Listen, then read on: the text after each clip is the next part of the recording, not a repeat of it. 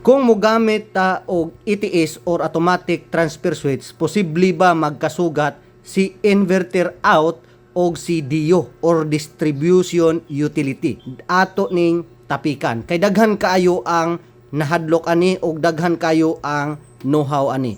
Depende na sa ETS nga imuhang gigamit. Usa pod ni mo gawa sa market, dili ni basta-basta sa pagtest. So karon ang atong una tan-awon kani si FEAO nga automatic transfer switch. So ato ni siyang ablihan jud para makita jud nato jud. So karon kani siya ako na ning giablihan daan para makita ginato ang iyang mechanism sa sulod. So diri sa likod pod ako po ni siyang giablihan. Mao ni siya sign sa solar, diri sign sa solar, diri ang solar gikan sa imong inverter out. So to 20 volts po na siya. Diri na sign nga poste gikan sa imong DIO distribution utility. Sa ubos mao ni ang imong load. So diri para ni sa iyahang release sa sulod para makasin siya nga naay easy input diri og diri pod na po ni si relay diri. So diha na niya i-prioritize ang imuhang normal power. Kung wala si normal power, automatic siya mo reverse. So karon tan-awo na to ang likod or ang sulod kay para may bawaan na to kung posible bagyo siyang magkasugat. Sa mga DIYers, tan-awa ninyo ni kay aron maundang na ang inyong pangamba or kahadlok. So depende po na sa ETS. Kay naay uban nga mga kaso pero dili ko swito sa ubang ETS. Kari ang atong i-test una. So karon makita na to siya naa siya relay. Na si relay din naa siya mechanism didto paghatagan ni relay didto og supply automatic na siya mo muduso mo bira kani pod siya. So mao na siya ang plastic mao na siya muduso mo bira. So karon ang ato ang load didto sa ilawom kani atoan ni siyang lisuon. So naka normal power. So karon ang dakong pangutana posible ba magkasugat. So karon si solar na adiri. So karon naa diri ang solar. So ato siyang tuyokon kung posible ba gid silang magkasugat.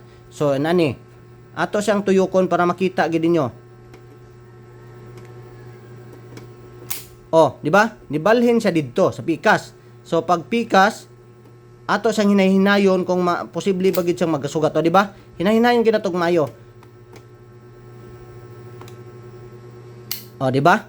So para sa kuha dili siya posibleng magkasugat ang imuhang out sa inverter o si DIO or distribution utility. Kaya nga naman, layo kay gap o.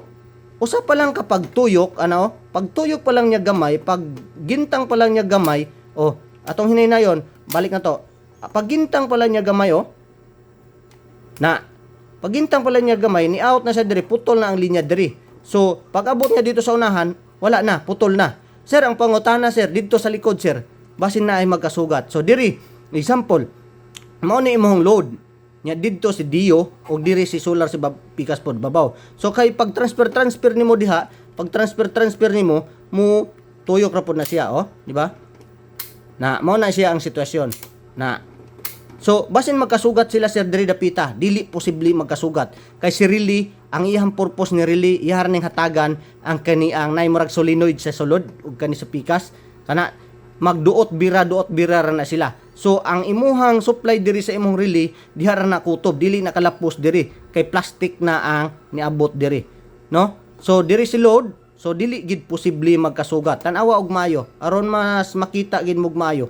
Si relay hiyarang suguon da katong murag solenoid sa sulod mechanism niya. Then sa pikas pod magduot bira ra na sila. So diri imong load mao to pag duot niya ato ang tiwas usbon og balik or makita ninyo ana. Di ba? Di ba? So ang iyang trabaho diri dapita mao ni. So mani ha. Ako siyang hinahinayon og tuyok pa reserve. Kana naa pa siya dito sa nagsolar pa siya na may sign nga solar diri. So ato siyang hinahinayog reserve para mo abot siya diri sa DIO, mobalhin siya. Kung posible ba sila magsugat, di ba? Di ba? Igintang na siya. Di ba? Dili gid siya posible nga magkasugat. So gawa siguro sa ubang ETS, wala ko kaswito ko, wala ko kaukab sa ubang ETS. Sa kani nga brand sa FEAO baka naman wala dili gid siya posibleng magkasugat.